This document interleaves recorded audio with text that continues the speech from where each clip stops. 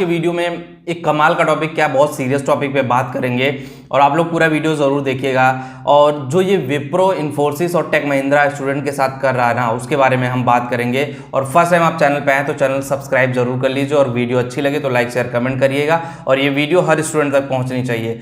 Wipro, Infosys and take Mahindra ने बहुत बड़ा गेम खेला है स्टूडेंट के साथ और वो बिल्कुल एक्सेप्टेबल नहीं है।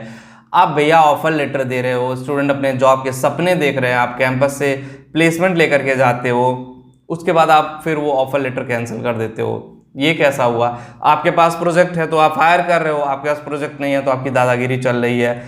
इसी का सबसे ज़्यादा मुझे डर था। कंप्यूटर साइंस इंजीनियरिंग में ना यही सबसे बड़ा मेन जो प्रॉब्लम था वो यही प्रॉब्लम था और इसी चीज़ से मैं डरता था और इसीलिए आप लोगों को मैं बोलता था कि किसी दिन, आज नहीं तो कल, कल नहीं तो परसों, कंप्यूटर साइंस में क्राउड बढ़ेगी।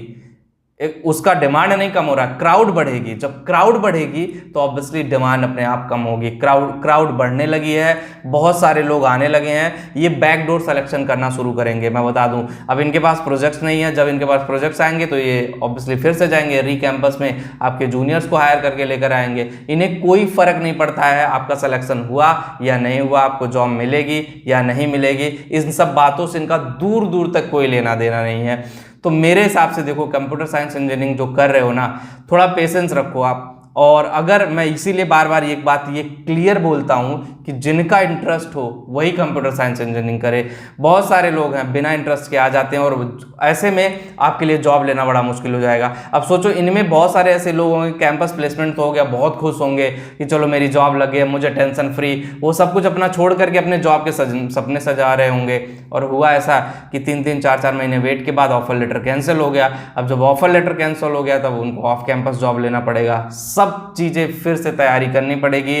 पूरा टेंशन, ये जो माइंडसेट में था कि हम जुलाई में पास आउट हो गए, अब मेरे लिए कोई प्रॉब्लम नहीं है, मुझे 3 लाख, 4 लाख, 5 लाख, 10 लाख जो भी पैकेज मिला था इन कंपनियों में, अब उनका फ्यूचर सिक्योर हो गया। इन कंपनियों पे आई थिंक गवर्नमेंट को भी एक्शन लेना चाहिए, क्योंकि देखो, आप स्टूडेंट के फ्यूचर के साथ इस तरह खिलवाड़ नहीं कर सकते। आप कैंपस में जा रहे हो, प्लेसमेंट कर रहे हो, ऑफर लेटर दे रहे हो, ऑफर लेटर देने के बाद धोखाधड़ी, ये तो है, ये एक तरह से धोखाधड़ी ही है। और आई थिंक स्टूडेंट के साथ बहुत बेईमानी हो रही है, नाइंसाफ़ी है और मैं बिल्कुल इसके अगेंस्ट हूँ। देखो, आप ऑफर लेटर दे रहे हो, अगर आपकी एबिलिटी नहीं है रखने की तो why you are going to campus, और आप कैंपस से क्यों उठा करके लेकर आ रहे हो? सबसे बड़ा मैटर यही है कि इन कंपनियों ने कभी आपके बारे में सोचा ही नहीं। ये कंपनियां सिर्फ अपने बारे में सोचती हैं। और कंप्यूटर साइंस इंजीनियरिंग में वही लोग आओ यार जो इंटरेस्टेड हो, जिनका बहुत ज़्यादा इंटरेस्ट हो, जो कोडिंग में इंटरेस्टेड हो और जिनकी कम्युनिकेशन स्किल अच्छी हो, पर्सनालिटी डेवलपमेंट स्किल अच्छी हो, जिनको लगता है कि वो एप्लीकेशन बना सकते हैं, जिनको लगता है वो प्रोग्रामिंग कर सकते हैं, वही लोग आए। ऐसा नहीं कि सिर्फ इन 3 कंपनियों ने अगर कैंसिल कर दिया तो मार्केट डाउन हो जाएगी या कंप्यूटर साइंस इंजीनियरिंग बचेगा नहीं। देखो, कंप्यूटर साइंस इंजीनियरिंग का डिमांड बढ़ेगा ही, लेकिन जितनी तेज से क्राउड बढ़ रही है इसमें ना, कंपटीशन का लेवल थोड़ा सा यहाँ तक पहुँचेगा। देखो, अगर 100 लोग हैं एक कॉलेज में और सारे के सारे कंप्यूटर साइंस इंजीनियरिंग है, 5 मैकेनिकल वाला है, 6 इलेक्ट्रिकल वाला है, 2 सिविल वाले हैं, अदर ब्रांच ऐसे ऐसे हैं, बाकी सारे लोग, अगर सब लोग कंप्यूटर साइंस इंजीनियरिंग ले लोगे तो कहाँ तक कंपनियां जॉब देंगी? इसीलिए मैं बार बार रिक्वेस्ट करता हूँ। बहुत सारे लोगों को बुरा भी लगता है, बहुत सारे लोग गंदे गंदे कमेंट भी कर देते हैं कि सर आप ये क्या कह रहे हो, कभी कहते हो अच्छा है, कभी कहते हो बुरा है। देखो, हर चीज़ वेरिएबल है, नथिंग इज परमानेंट, कोई इस दुनिया में परमानेंट नहीं है, हर चीज़ वेरिएबल है। वक्त और टाइम के अकॉर्डिंग बदलाव बहुत ज़रूरी है। तो जिस तरह से चीज़ें बदलती है मैं उसी तरह से आपको अपग्रेड करता रहता हूँ। तो अभी जो सिनेरियो यही चल रहा, आने वाले टाइम में देखो डिमांड बढ़ेगी, ऐसा नहीं कि सॉफ्टवेयर कंपनियां नहीं बढ़ेंगी, चीज़ें बढ़ेंगी, टेक्नोलॉजी बढ़ेंगी, तो ऑब्वियसली सॉफ्टवेयर की कंपनियां भी बढ़ेंगी। लेकिन उसमें एक चीज़ है, एक झोल है, उसमें ये है कि आप जिस तरह से डिमांड बढ़ेंगी, जिस तरह से चीज़ें होंगी ना, उसी तरह आपको अपग्रेड भी करना पड़ेगा। आपका इंटरेस्ट भी होना चाहिए, एरिया ऑफ इंटरेस्ट बहुत अच्छा होना चाहिए। जब एरिया ऑफ इंटरेस्ट आपका बहुत अच्छा होगा तब जाकर के आप लाइफ में कुछ कर पाओगे। जब तक एरिया ऑफ इंटरेस्ट नहीं अच्छा होगा तब तक कैसे करोगे? आपके लिए चीज़ें प्रॉब्लम होंगी, आपके लिए चीज़ें सफ़र करेंगे कि आप कैसे करोगे, कैसे नहीं करोगे। तो ये सारी चीज़ें आपको जानना बहुत ज़रूरी है। जब तक आप जानोगे नहीं, पहचानोगे नहीं, अपने आप को समझाओगे नहीं, तो चीज़ें किस तरह से काम करेंगी। एक चीज़ मैं और आपको बताना चाहता हूँ, देखो, अगर आप इंजीनियरिंग कर रहे हो ना, तो कोर ब्रांच अपना जैसे electrical, mechanical, civil, electronics, core engineers जो है ना वो अपनी चीज़ों पे ध्यान दें। कोर इंजीनियरिंग में भी बहुत स्कोप है और बहुत जॉब अपॉर्चुनिटी है। लेकिन अगर विप्रो, इन्फोसिस और टेक महिंद्रा जैसी कंपनियां अगर कैंसिल कर रही है ना, तो नॉक हो गया है कंप्यूटर साइंस इंजीनियरिंग के मार्केट का, कि मार्केट में थोड़ा सा डाउनफॉल होना बहुत ज़रूरी था। ऐसा इन लोगों का कहना, ऐसा मेरा कहना नहीं था, और मार्केट में डाउनफॉल इन लोगों ने करवा दिया है। अब देखो, सॉफ्टवेयर इंडस्ट्री इन्हीं सारी कंपनियों पे चलती है, पूरी सॉफ्टवेयर मार्केट इन्हीं पे डिपेंडेंट है, क्योंकि इन लोगों को बाहर के क्लाइंट्स काम देते हैं, फिर ये हमें हायर करते हैं, फिर ये हमें जॉब पे रखते हैं। जब इनका प्रॉफिट होता है तभी ये आपके बारे में सोच सकते हैं। अगर इनका प्रॉफिट नहीं हुआ तो ये आपके बारे में कभी नहीं सोचेंगे। आप क्या कर रहे हो, किस तरह कर रहे हो, किस तरह से चीज़ें करनी चाहिए, उनको घंटा कोई लेना देना नहीं है। सिर्फ और सिर्फ इनको इसी चीज़ से मतलब है कि आप कैसे काम कर रहे हो, किस तरह से चीज़ें चल रही हैं। अब देखो, कंप्यूटर साइंस इंजीनियरिंग जो लोग कर रहे हैं ना, अपने प्रोग्रामिंग स्किल पे कमांड करो। ऑफ कैंपस भी आपके लिए जॉब है। जो लोग विप्रो, इन्फोसिस और टेक महिंद्रा में फ्रेशर थे, जॉब नहीं मिली थी, उनके लिए भी ह्यूज अपॉर्चुनिटी आने वाले टाइम में होगी, लेकिन ऑफ कैंपस उनको कड़ी मेहनत करनी पड़ेगी। अब ऑन कैंपस क्या होता है, इन लोगों के पास प्रोजेक्ट होता है, ये कैंपस में जाते हैं, आपको रिक्रूट कर लेते हैं, फिर ये इंटर्नशिप कराते हैं। ये दो तीन 4 महीने की इनका ट्रेनिंग सेशन चलता है।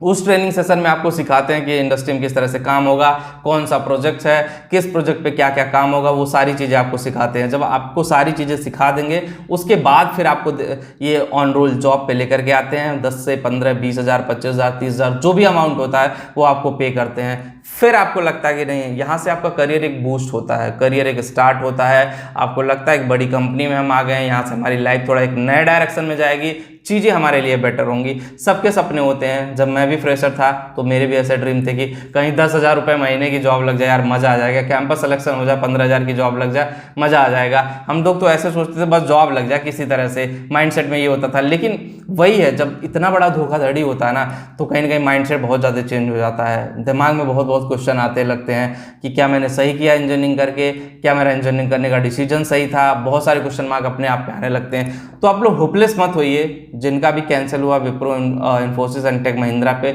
अगर आप लोगों में यूनिटी है, सब लोग यूनिटी बना करके अगर इन कंपनियों पे केस डालते हो, मैटर कोर्ट में, सुप्रीम कोर्ट में अगर जाता है, तो यहाँ पे आपकी सुनवाई हो सकती है और यहाँ से शायद चीज़ें आपके लिए बेहतर तरीके से काम कर सकती हैं। क्योंकि देखो, आपको ये राइट नहीं है कि आप कैंपस से प्लेसमेंट करके लेकर आओ और उस प्लेसमेंट को कैंसिल करो।